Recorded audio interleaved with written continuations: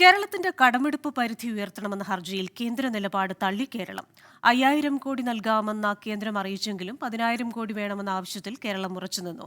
വായ്പയെടുക്കാനുള്ള അവകാശത്തെ കേന്ദ്രം ഹനിക്കുകയാണെന്ന് കേരളം ചൂണ്ടിക്കാട്ടി. കേസ് ഈ മാസം 21 വീണ്ടും പരിഗണിക്കും. വിശദാംശങ്ങളുമായി രാധാകൃഷ്ണൻ ചേരുകയാണ് ഡൽഹിയിൽ നിന്ന്. ആർക്കെ കടമെടുക്കാനുള്ള അവകാശത്തെ ഹനിക്കുന്നുവെന്ന് കേരളത്തിന്റെ വാദം, അതേസമയം തന്നെ ഈ കടമെടുക്കാൻ കാട്ടുന്ന വ്യഗ്രത സംസ്ഥാനത്തെ അപകടത്തിലാക്കുമെന്ന് കേന്ദ്രത്തിന്റെ വാദം. കേസ് 21 വീണ്ടും പരിഗണിക്കാനിരിക്കെ എന്തൊക്കെയായിരുന്നു ഇന്നത്തെ സംഭവങ്ങൾ?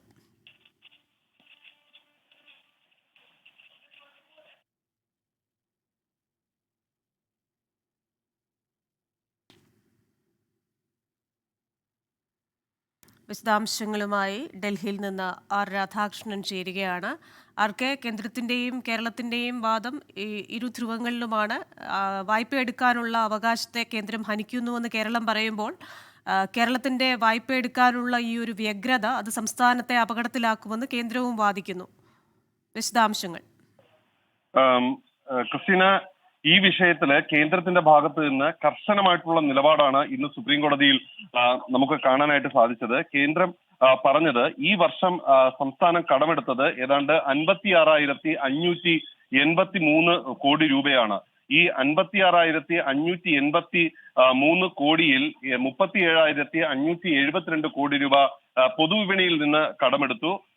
9,611 കോടി രൂപ മറ്റ് സ്ഥാപനങ്ങളിൽ നിന്നും ആണ് കടമെടുത്തിരിക്കുന്നത്. അങ്ങനെ കേരളം ആകെ എടുത്തിരിക്കുന്നത് 56,583 കോടി രൂപയുടെ കടമാണ്. അടുത്ത വർഷം കേരളത്തിന് കടമെടുക്കാനായിട്ടുള്ള അർഹത 33,597 കോടി രൂപയാണ്. ഇതിന്റെ ആദ്യ 9 മാസങ്ങളിൽ സംസ്ഥാനത്തിന് ഏതാണ്ട് 23,000 കോടി രൂപയോളമായിരിക്കും അങ്ങനെ ലഭിക്കുക. ഇപ്പോൾ ഈ 5,000 കോടി രൂപ അനുവദിച്ചാൽ പോലും സംസ്ഥാനത്തിന് ഒരു മാസം ഇപ്പോൾ സംസ്ഥാനം കടമെടുക്കുന്നത് 33,642 കോടി രൂപയാണ്. അടുത്ത വർഷത്തെ ഈ കണക്കുമായിട്ട് താരതമ്യം ചെയ്യുമ്പോൾ, അതായത് 21,000 ത്തിൽ നിന്ന് 5,000 പോയാൽ പിന്നീട് അടുത്ത വർഷം കേരളത്തിന് ഓരോ മാസവും കടമെടുക്കാനായിട്ട് സാധിക്കുന്നത് കേവലം 2,000 കോടി രൂപ മാത്രമായിരിക്കും. ഇപ്പോൾ തന്നെ ഒരു മാസം 3,642 കോടി കടമെടുത്താൽ മാത്രമേ മുന്നോട്ട് പോകാൻ കഴിയുന്ന ഒരു സംസ്ഥാനം അടുത്ത വർഷം ഇപ്പോൾ എല്ലാ കാര്യങ്ങളും അംഗീകരിച്ച് തങ്ങൾ പണം നൽകി കഴിഞ്ഞാൽ, ഈ 5,000 കോടി നൽകി കഴിഞ്ഞാൽ പോലും ഈ 2,000 കോടി രൂപ കൊണ്ട് എങ്ങനെയാണ് അടുത്ത വർഷങ്ങളിൽ മുന്നോട്ട് പോവുക? അപ്പോൾ കേരളം സമർപ്പിച്ച ഈ അപേക്ഷയും കേരളം സമർപ്പിച്ച കണക്കുകളും അതൊന്നും യാഥാർത്ഥ്യ ബോധത്തോടു കൂടി ഉള്ളതല്ല. വിശദമായിട്ടുള്ള കണക്ക് ഇക്കാര്യത്തിൽ സമർപ്പിക്കാം. ഈ 2,000 കോടി രൂപ മാത്രമായി അടുത്ത വർഷങ്ങളിൽ ഈ കേരളത്തിന്റെ കടമെടുക്കാനുള്ള അർഹത മാറുമ്പോൾ ആ സംസ്ഥാനത്തെ ജനങ്ങൾക്കാണ് ഇതുകൊണ്ടുള്ള ബുദ്ധിമുട്ടുണ്ടാകാനായിട്ട് പോകുന്നത്. അതുകൊണ്ട് ഇതുപോലും പരിഗണിക്കാതെയാണ് കടമെടുക്കാനായിട്ടുള്ള അമിത ജാഗ്രത സംസ്ഥാന സർക്കാർ കാട്ടുന്നത് എന്ന വാദമാണ് കേന്ദ്ര സർക്കാർ ഉന്നയിച്ചിരിക്കുന്നത്. ഇന്ന് നമുക്ക് കോടതിയിൽ കാണാനായിട്ട് സാധിച്ചത്, ഈ കോടതിയിൽ ഈ കേസ് പരിഗണിച്ച ജസ്റ്റിസ് സൂര്യകാന്തിന്റെ ബെഞ്ചിലാണ്. അദ്ദേഹം ഈ കേസ് കേട്ട് തുടങ്ങിയത് കേന്ദ്രത്തിന്റെ വാദങ്ങൾ കൊണ്ടാണ്. ഇന്നലെ അനുഭാവപൂർണ്ണമായിട്ടുള്ള നിലപാട് സ്വീകരിക്കാനായിട്ട് സുപ്രീം കോടതി താല്പര്യം പ്രകടിപ്പിച്ചെങ്കിൽ ഈ അനുഭാവപൂർണ്ണമായിട്ടുള്ള നിലപാട് തങ്ങൾ സ്വീകരിച്ചു.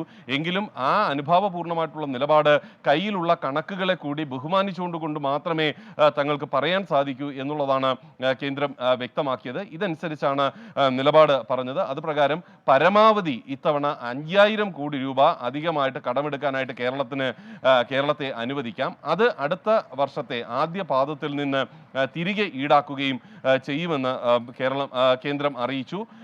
എന്നാൽ ഇതിനോട് സംസ്ഥാനം യോജിച്ചില്ല. സംസ്ഥാനം പറയുന്നത് കടമെടുക്കാനുള്ള സംസ്ഥാനത്തിന്റെ അവകാശം അത് അംഗീകരിക്കപ്പെടേണ്ടതാണ്, അതിനെ എതിർക്കാനായിട്ട് സാധിക്കില്ല. ധനകമ്മീഷൻ വെച്ചിരിക്കുന്ന ഈ വ്യവസ്ഥകളെയാണ് തങ്ങൾ ചോദ്യം ചെയ്തിരിക്കുന്നത്. അതുകൊണ്ട് ഈ വിഷയത്തിൽ വിശദമായിട്ടുള്ള വാദം കേൾക്കണം എന്നാണ് കേരളം പറഞ്ഞത്. അതിന്റെ അടിസ്ഥാനത്തിൽ രണ്ട് കക്ഷികളോടും വിശദമായിട്ട് അവരവരുടെ വാദങ്ങൾ എഴുതി നൽകാനും ഈ വിഷയത്തിലുള്ള സ്ഥിതി വിവരം സമർപ്പിക്കാനും കോടതി ആവശ്യപ്പെട്ടിരിക്കുകയാണ്. 21-ാം തീയതിയാണ് വീണ്ടും ഇനി ഈ കേസ് പരിഗണിക്കുന്നത്. ഏറെ കൗതുകകരമായിട്ടുള്ള ഒരു കാര്യം, ഈ കേസിന്റെ വാദം പൂർത്തിയാകുന്ന ഘട്ടത്തിൽ കേന്ദ്രത്തോട് നിർദ്ദേശിക്കണം എന്ന് ആവശ്യപ്പെട്ടുകൊണ്ട് സംസ്ഥാനം പറഞ്ഞത് ഇതുമായി ബന്ധപ്പെട്ടിട്ടുള്ള കണക്കുകൾ പുറത്തുവിടുന്നത്, അതായത് സുപ്രീം കോടതിയിൽ സമർപ്പിക്കുന്ന സ്ഥിതിവിവര കണക്കുകൾ മാധ്യമങ്ങളിൽ വരുന്നത് ഈ കേസ് കോടതി പരിഗണിക്കുന്നത് വരെ അത് തടയണം എന്നുള്ളതാണ്. കപിൽ സിബലാണ് അത് ആവശ്യപ്പെട്ടത്.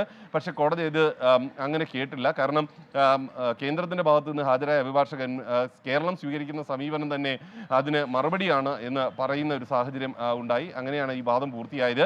21-ാം തീയതി വ്യാഴാഴ്ച ഈ കേസ് വീണ്ടും കോടതി പരിഗണിക്കും. ശരി, ഡൽഹിയിൽ നിന്ന് വിശദാംശങ്ങൾ നൽകിയത് ആർ രാധാകൃഷ്ണനാണ്.